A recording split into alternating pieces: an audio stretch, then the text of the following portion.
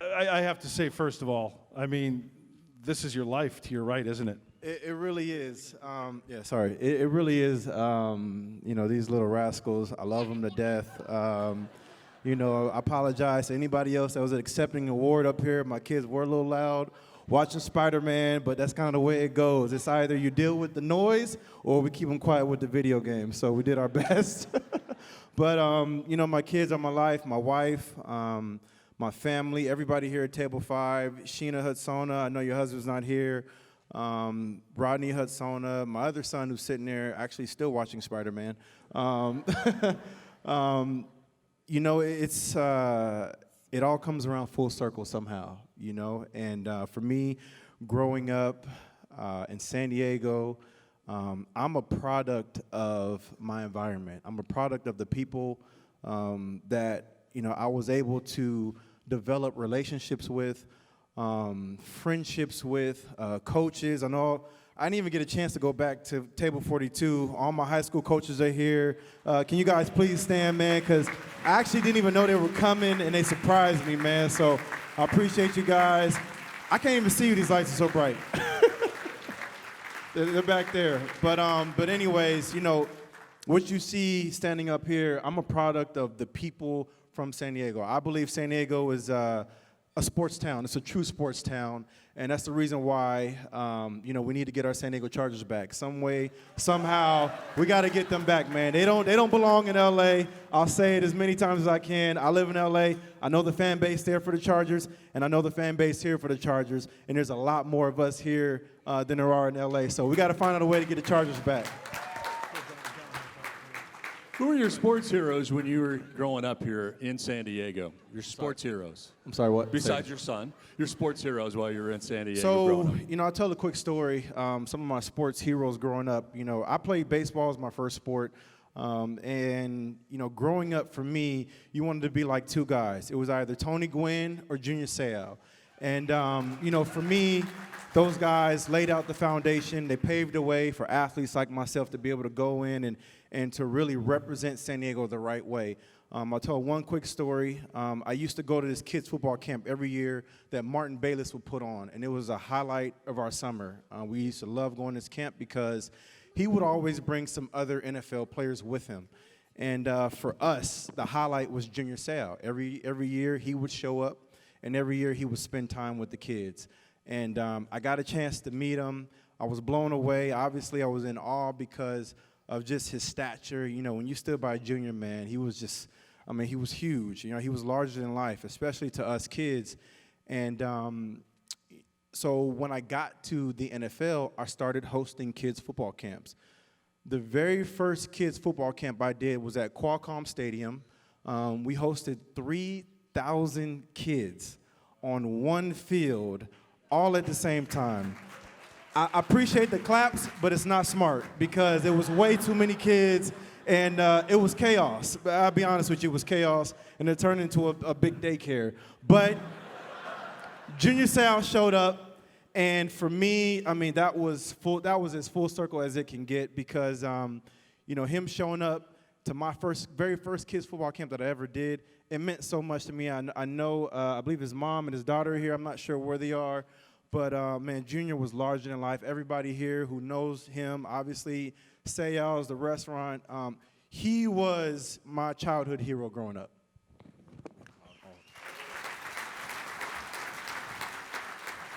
What's your name? He says, What is it? Come on. Not available for What's comment. your name? Uriah? You guys are as cute as ever. Are you proud of Dad? What? Are you proud of Dad? Yes. Proud of your dad? Yes. You try to tackle him around the house? Yes. And you're still trying to, yeah. You mentioned your coaches. Are you wearing the green to represent Helix Highlanders? Yes. And since you grew up here in San Diego, as you mentioned, what did Helix High School mean to you? Helix High School meant so much to me. It was such a significant stop, you know, and really at my high school stage. You know, again, all the coaches that are back there right now really played a significant role in my life. They all help me some way, shape, or form, and I truly believe we all need help. You know, even the very most successful people in this world have all gotten there from somebody helping them, right? And my coaches that I've been blessed to be around were really good coaches. And I even go back to Little League. My very first introduction to football, I had this coach. His name was Coach Kielo. He's from Hawaii. And he was one of the most strict, as strict as you can possibly get. I mean, we did up-downs until we threw up. And, as tough as it was at the time, it really set the tone for the rest of my career. And it really set the tone for who I became as a man eventually, because the discipline that I learned in football, the teamwork that you learn, you learn so many things in sports that, as now as a parent, I see it's not enough time in the day to teach our kids everything. And sports can help you, obviously, with so many different ways and so many different avenues that I believe all kids should play sports in some way, shape, or form. Reggie, you mentioned, yes, indeed. You mentioned Junior, but was there a mentor when you arrived at the NFL who you looked up to initially when you first got there? When I got to NFL? Yes. For me, so growing up, again, Junior Seau was my guy, but, I got a chance to work out with LaDainian Tomlinson and develop a relationship with him, really going back to college. So we first connected my sophomore year in college, and this was before my junior year when I go on to win the Heisman Trophy. And I never forget the workout because, I do believe that time is one of the most precious things that we can give people. We can give people a lot of different things, materialistic or whatever it is, but when you give somebody your time, that's something that they can never get back. And so LaDainian was gracious enough to give me some of his time. We worked out together with Todd Durgan up in Scripps Ranch, and he kicked my butt, I'll be honest with you. He ran circles around me. Then the one thing I will always remember is at the end of the workout, we're on 2 treadmills, and the treadmill's at kind of an incline, and he's running full speed with his finger up in the air, and I'm on the side throwing up in a bucket. And the reason why that was such a significant, time for me was because it really put my mindset, in the right place to understand this is what I had to get to if I wanted to be considered one of the great ones. If I wanted to have ultra success, this is what I had to do to get there. And, I always tell that story because, a lot of times, again, we look for, the big handouts, or sometimes we get paralyzed on social media with comparing our lives to other people. And, sometimes it's the simple things, right? It's the little things that we kind of look over. I think about Kobe Bryant and what happened to his family and the people who were also on board of that helicopter crash. And, we forget about those little things. When I read Vanessa Bryant's message that she eventually posted, the one thing that I came away with and I remember was that she said, I wish I could just hug him and kiss him, right? And those are the things that, I feel like sometimes we overlook the littlest, to the smallest detail, those things, hugging and kissing our kids, forgiving people, forgiving situations, things that have happened. Because for me, if I could go back to my younger self, one of the things that I would do, what I would say is just to believe in yourself, continue to believe in yourself, because there's going to be a lot of things that happen on this path, right? And on this path, there's going to be trials and tribulations. There's going to be ups and downs. But in the end, it's going to be worth the ride. And I think that's the message that I try to pass to the younger generation. All the athletes, I don't know if they're still in here, all the athletes in college and high school that were up here, you guys are a part of something special. You're a part of a long line of tradition of successful athletes, of some of the most dedicated athletes. I think about, again, Junior Seau, Tony Gwynn, Marshall Faulk, LaDainian Tomlinson, a lot of these guys who, I looked up to, paved the way and really showed us how to do it. And I think sometimes we forget about those little things. Sorry, I'm rambling on. It's all good. All good. Very good. My last question, your greatest memory from your career? Oh, man. If you had to pick one. Not to put you on the spot, but I did. This, at every stop, I go back to Little League, high school, college, the NFL. Some of my best memories are being able to just accomplish this singular goal, right? There's one goal, and it's to win the championship. And being able to do that with your teammates, with the people next to you, and knowing the kind of work that it takes, right? The kind of dedication that it takes to that craft, the kind of relentless pursuit, to achieve that goal.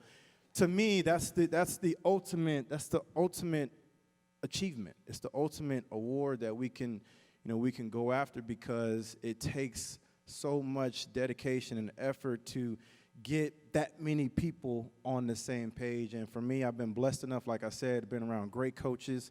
My mom and dad did a great job raising me and really giving me a lot of the proper resources that I needed. San Diego gave me all the resources that I need to be great. And then on top of just coming behind a long line of athletic excellence. I truly believe San Diego is it's a market of athletic, ultra just high achievements. I mean, everybody that's come through here, I really appreciate it. I appreciate San Diego. I appreciate everybody in this room for taking the time to be here, to see us come up here and get these awards. But I do want to leave us with this one thing, and that's just to appreciate life, appreciate the little things, because sometimes we strive so hard to be great at our craft, and we forget to live, right? And we forget to enjoy those little moments with our kids or with our families. And at the end of the day, that's what it's about, right? Because the one thing we all have to face is death. We all got to face it.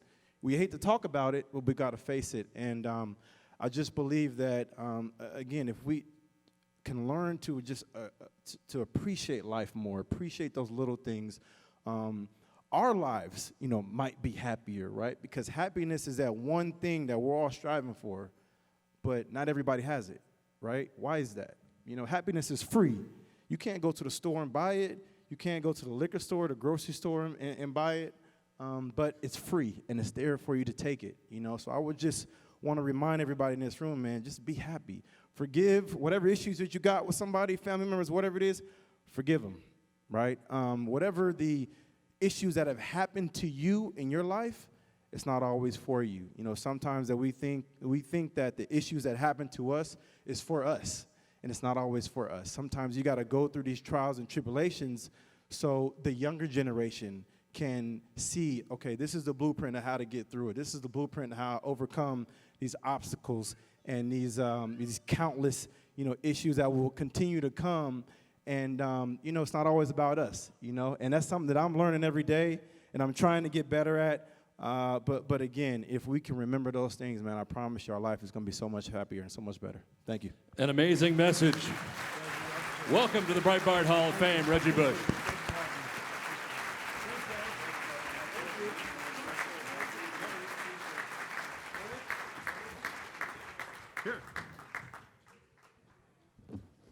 Reggie Bush and family, ladies and gentlemen.